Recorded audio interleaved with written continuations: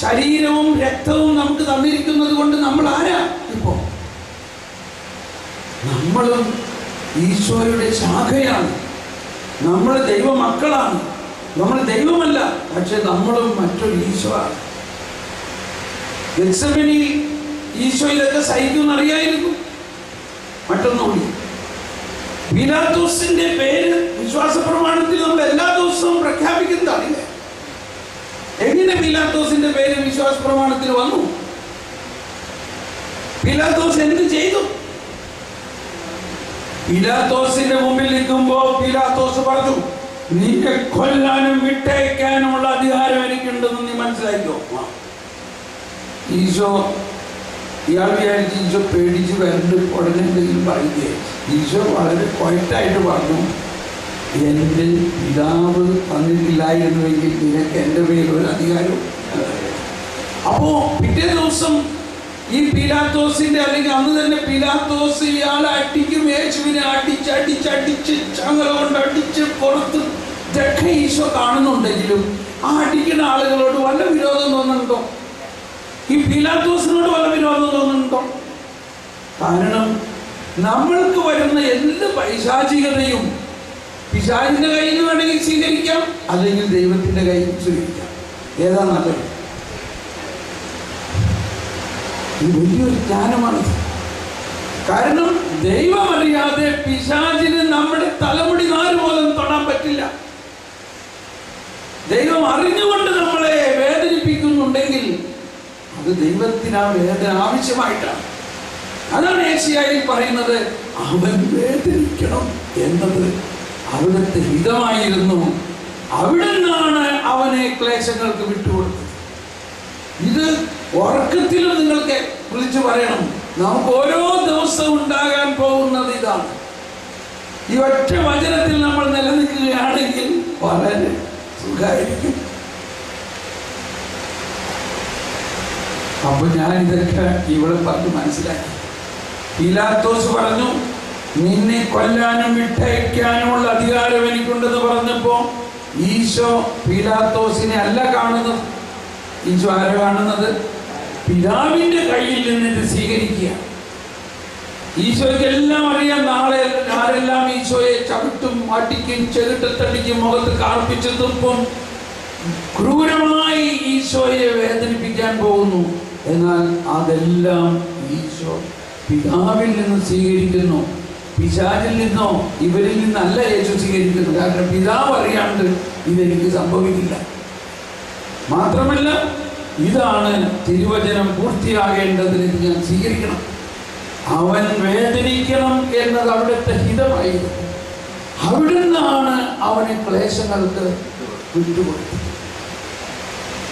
ഇത്രയും പറഞ്ഞപ്പോഴേ ഈ സഹോദരി പറയാണ്, ഇപ്പൊ എനിക്ക് ഭയങ്കര സന്തോഷം തോന്നുന്നുണ്ട്. അപ്പൊ ഇന്ന് അടി കിട്ടുമ്പോ അതങ്ങ് ഈശോന് കൊടുക്കാതെ. എന്നിട്ട് അവൾ പറയാണ്, ഇതൊക്കെ കഴിയുമ്പോൾ എന്നോട് പറയണമെന്ന് പറഞ്ഞു. അപ്പൊ ഞാൻ അവളെ പ്രിപ്പയർ ചെയ്തു. ഇന്ന് നീ ഇപ്പോഴേ തന്നെ ഈശോയെ അടിക്കുന്നതും ഈശോ പീഡ സഹിക്കുന്നതും കണ്ടുകൊണ്ടിരിക്കുക. എന്നിട്ട് ഈശോയെ ഇതുവരെ എനിക്ക് കിട്ടിയതെല്ലാം ഞാൻ ഈ വേദനയോട് ചേർക്കുന്നു. അപ്പൊ തന്നെ നമുക്ക് ഭയങ്കര ഉയർപ്പിന്റെ അനുഭവമാകാൻ തുടങ്ങും. ഇന്ന് കിട്ടാൻ പോകുന്നതും ഞാൻ ചേർക്കുന്നു. ഈശോയെ സംബന്ധിച്ച് ഇപ്പോഴും നാളെയും, അല്ലെങ്കിൽ ഇപ്പോഴും വൈകുന്നേരവും നാളെയും തമ്മിലൊരു വ്യത്യാസമില്ല. ഈശോന് ഇന്ന് വൈകുന്നേരം നമുക്ക് കിട്ടാൻ പോകുന്നതിനെ ഇപ്പൊ തന്നെ കാണാൻ പറ്റും, നാളെ കിട്ടാൻ പോകുന്നതിനെ ഇപ്പൊ കാണാൻ പറ്റും. മനസ്സിലാവുന്നുണ്ടോ? അപ്പോൾ ഞാൻ പറഞ്ഞു, ഇന്ന് വൈകുന്നേരം അദ്ദേഹം മദ്യപിച്ച് വരും, നീ അടിക്കും. അതിപ്പോഴേ നീ അത് കാണും, ഇപ്പോഴേ നീ അത് ഈശോനെ കൊടുക്കുക. അവിടെ ഇത് ഭയങ്കര രസമാണല്ലോ. അതിനാണ് ഈ പുണ്യവതിമാരൊക്കെ പറയണത് സഹനത്തിന്റെ മാധുര്യം. മനസ്സിലായി? ഞാൻ പറഞ്ഞു, നാളെ എന്നെ വിളിച്ച് പറയണം എന്താ സംഭവിക്കുന്നത്. എനിക്കും ഭയങ്കര ആകാംക്ഷയാണ് നമ്മുടെ ഈ ഡയറക്ഷൻ വരാനും കേട്ടോ. ഇതെല്ലാവരും ഒന്നും സമ്മതിക്കൊന്നുമില്ല ഈ ഡയറക്ഷൻ. പിറ്റേ ദിവസം അവളെന്നെ വിളിച്ചു. ഭർത്താവ് ഓഫീസിൽ പോയതൊക്കെ തിരിഞ്ഞ് വിളിച്ചിട്ട് പറഞ്ഞു, എൻ്റെ ബ്രദറെ, ഇന്നലെ ഞാൻ ഇതൊന്ന് വേഗം സംഭവിക്കാൻ ഇങ്ങനെ ഇരിക്കുകയായിരുന്നു. എനിക്കങ്ങ് ആകാംക്ഷ, ഇതങ്ങ് വേഗം സംഭവിക്കട്ടെ, എനിക്ക് ഈശോനെ ഒന്ന് ആശ്വസിപ്പിക്കാമല്ലോ. അങ്ങനെ അദ്ദേഹം വന്നു. ഇന്നലത്തേക്കാൾ കൂടുതലായിട്ട് എന്നെ കുരക്കിന് പിടിച്ച് ഞെക്കി ചുമരിലിട്ട് ഇടിച്ചു, എന്നെ ചെയ്തിട്ട് തടിച്ചു. അതെല്ലാം ഒരക്ഷരം ഉരിയാടാതെ, ഒന്നും എതിരിട്ട് സംസാരിക്കാതെ അത് മുഴുവൻ ഞാൻ ഈശോനെ കൊടുത്തു. എനിക്ക് ഒരു വേദനയും തോന്നിയില്ല, ഭർത്താവിനോട് ഒരു പ്രയാസവും തോന്നിയില്ല. എനിക്ക് ഭയങ്കര ഒരു സമാധാനം കിട്ടി.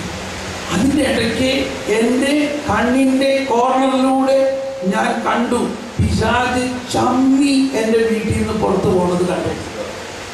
ഇതാണ് പിശാചിനെ ഓടിക്കുന്നതിൻ്റെ അവസ്ഥ. അങ്ങനെ ഇത് അവളുടെ ജീവിതത്തിൽ സഹനത്തിൻ്റെ ഒരു ദാസിയായിട്ട് മാറി. എന്തുണ്ടായാലും അത് ഈശോന് കൊടുക്കുക. ഇപ്പോ രണ്ടാമത്തെ മകള്, അവൾക്ക് ഇപ്പോൾ 6-7 വയസ്സായി. കുട്ടികൾ ഇത് കണ്ടല്ലേ പഠിക്കണം. ഒരു ദിവസം ആ കുഞ്ഞ്, 7 വയസ്സുള്ള ഈ കുഞ്ഞ് വൈകുന്നേരം ആയപ്പോൾ അവളുടെ കാലിൽ നിന്ന് ചോര ഒഴുകിക്കൊണ്ടിരിക്കണം. എന്ത് നിന്റെ കാലിന് പറ്റിയത്? അത് രാവിലെ കല്ലിൽ പൊട്ടിയതാ. അപ്പൊ നീ എന്ത് പറയാഞ്ഞത്? വേദനിക്കുന്നുണ്ടോ? നല്ല വേദനയുണ്ട്. പിന്നെ എന്താ നീ പറയാൻ? അല്ല, അത് കുറെ ആത്മാക്കളെ നേടാൻ വേണ്ടി ഞാൻ ഈശോന് കൊടുത്തതായിരുന്നു. ഇത് കൊച്ചു പറയാം, ഞാനത് ഈശോന് കൊടുത്തിരിക്കുകയാണ്. ആ വേദന ഞാൻ ഈശോന് കൊടുത്തുകൊണ്ടിരിക്കുക. ഒന്ന് ആലോചിച്ചു.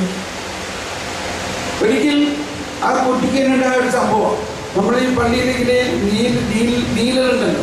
അപ്പോൾ കുർബാനയുടെ സമയത്ത്, ആ കോൺസെൻട്രേഷൻ സമയത്ത് എല്ലാവരും മുട്ടുകുത്താൻ സമയത്ത് ഈ നീലർ ഇങ്ങനെ പൊക്കി വെച്ചിരിക്കുന്ന നീലർ ഇങ്ങനെ എടുത്തിട്ടു. പക്ഷെ എടുത്തിട്ടപ്പോൾ ഇത് ഈ കൊച്ചിൻ്റെ കാലിലാണ് വീണത്. ഈ കൊച്ചിൻ്റെ കാലിലാണ് അതിൻ്റെ ഒരു സ്റ്റെം വന്ന് വീണിട്ട് ആ കാലിൽ ഇങ്ങനെ അമർത്തിരിക്കുകയാണ്. ബാക്കി എല്ലാവരും അത് നോക്കിയാലും മുട്ടുകുത്തി. അപ്പൊ ഇവള് മുട്ടുകുത്തണില്ല. ഇവളെന്ത് നീ മുട്ടുകുത്താതെ ഇവളൊന്നും ഉണ്ടല്ല കേട്ടോ. 7 വയസ്സായി കൊച്ചു, അവളൊന്നും മിണ്ടണില്ല. അവിടെ കുദാശ വചനങ്ങൾ പറയുന്ന സമയത്തെല്ലാം അവള് ഈ വേദന ഈശോന് കൊടുത്തുകൊണ്ടിരിക്കുകയാണോ. അത് കഴിഞ്ഞ് കുദാശ വചനങ്ങൾ കഴിഞ്ഞപ്പോൾ ഇവളിപ്പോഴും മുട്ടുകൂട്ടാത്ത എന്താന്ന് നോക്കിയപ്പോ എന്താ, അവളുടെ കാല് പൊട്ടി രക്തം ഒഴുകിക്കൊണ്ടിരിക്കുക. അവള് എന്ത് പറയാനിത്? ഞാനത് ഈശോന് കൊടുക്കായിരുന്നു. ഒരു 7-8 വയസ്സുള്ള കുട്ടികൾക്ക് ഈ ബോധ്യം വരാമെന്നുണ്ടെങ്കിൽ ഒന്ന് ആലോചിച്ച് നോക്കി.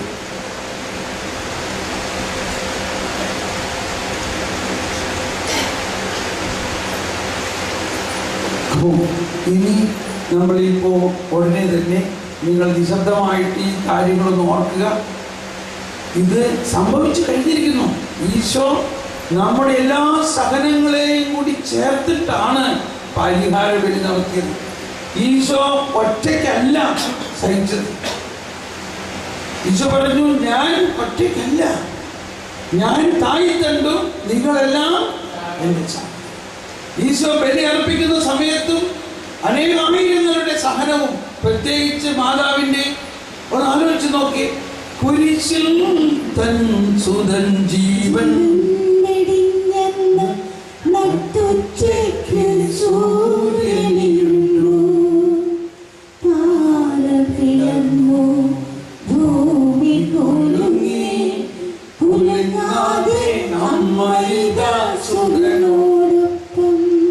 ഈശോ കുരിശിൽ ഭരിക്കുന്ന സമയത്ത് പ്രകൃതി ശക്തികളെല്ലാം പ്രതികരിച്ചു.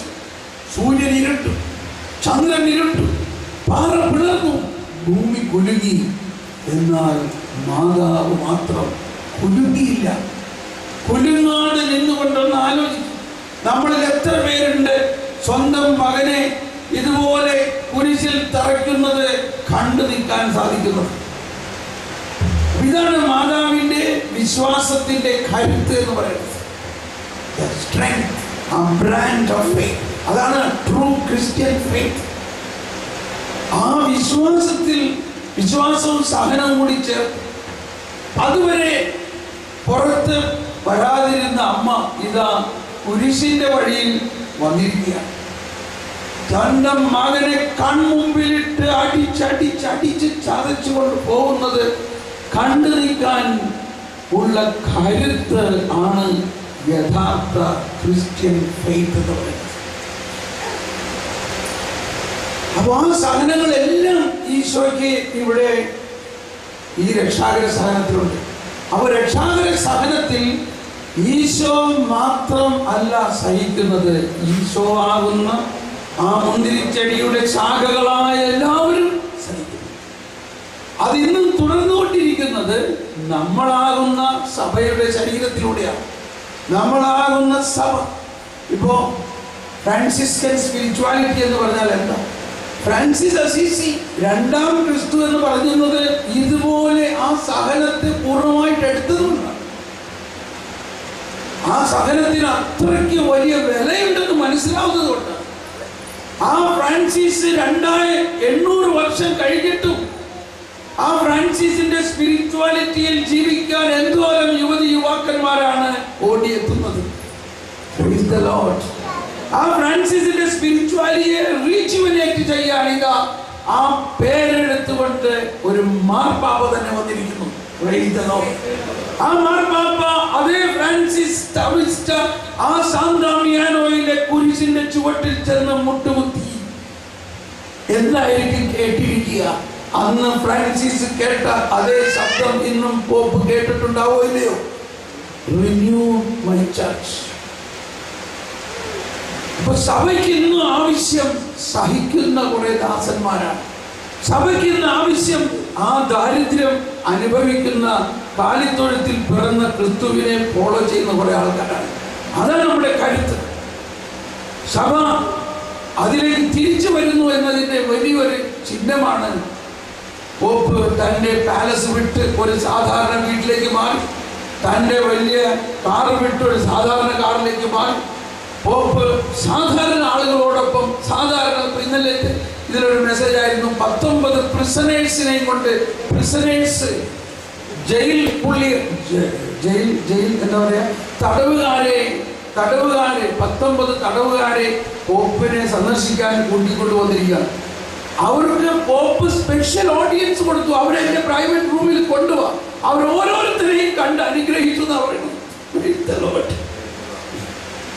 ഈശോ പറഞ്ഞു, ഞാൻ തടവുകാരനായിരുന്നു, ഞാൻ രോഗിയായിരുന്നു, ഞാൻ ഒരു തടവുകാരനായിരുന്നു.